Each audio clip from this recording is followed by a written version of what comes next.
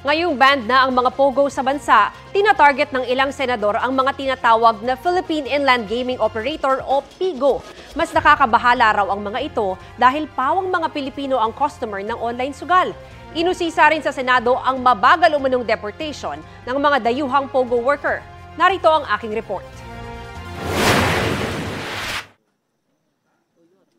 Kahit banned na lahat ng pogo, marami pa ring dayuhang trabahador nito ang hindi pa nadedeport sa kani-kanilang bansa. Yan ang lumabas sa pagdinig ng Senado na ikinadismaya ng ilang senador. Ang napailabas na ho natin, Mr. Senator, is a total of 3,024. 10% lang. So, yan. Why is that? Yan po are those that are apprehended or arrested in various operations by BI and or PAOK. Meron tayong 27,000 foreign nationals na dati nag-work sa Pogo at hindi nyo na-account kung nasaan po sila. Meron po kaming close coordination sa Bureau of Immigration at lalo na rin po sa PAOK and NBI. Sa isang raid nga nitong Enero sa Parañaque, kalahati lang sa 438 na nahuli ang na-deport. Nung mga nahuli ho kasi, wala yung passport. So we have requested from the embassy for their travel documents. Paglilinaw ng BI, mas marami nang napalabas nung nakaraang taon. Iginiit din ng PAGCOR na tinutuntun na ang maliliit at illegal ng POGO operation na isinusumbong sa kanila ng ilang concerned citizen. Some of these have gone on guerrilla operations already. May mga nasa bahay-bahay na. We're finalizing this target packets. We will endorse it to PAOK. Yung iba pumunta na daw sa mga islands.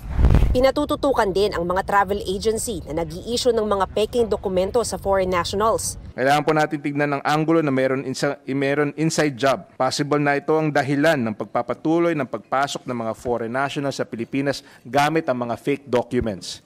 Tulad sa niraid ng PAOK kamakailan kung saan nakakuha ng maraming government-issued ID, birth certificate at marriage certificate na orihinal galing sa Philippine Statistics Authority pero peke ang mga taong nakasulat. They issued Philippine passport dun sa mga foreign nationals and then pinapalitan po nila ng mga pangalan. May mga contact pa rin po sila sa mga government agencies.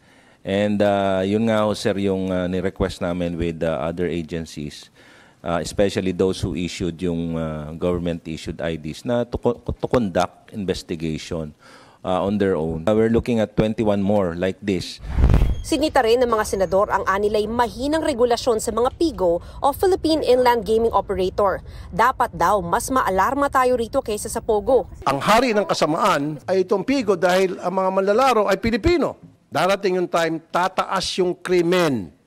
Dahil lulong ang napakaraming Pilipino sa PIGO, online gaming. It has to be regulated. With regard lang po to the Responsible Gaming Program, which covers po both yung sa mga land-based natin at saka yung online din po currently, meron naman po tayong mga programa po, like yung banning program, pwede po silang mag-ban ng sarili po nila, or yung pamilya po nila yung pwede din pong mag-nominate. Nakikipag-ugnayan na rin daw sila sa online payment platforms. Yung mga online providers po mismo, meron na rin po silang ginagawa, mag-set na ng limit.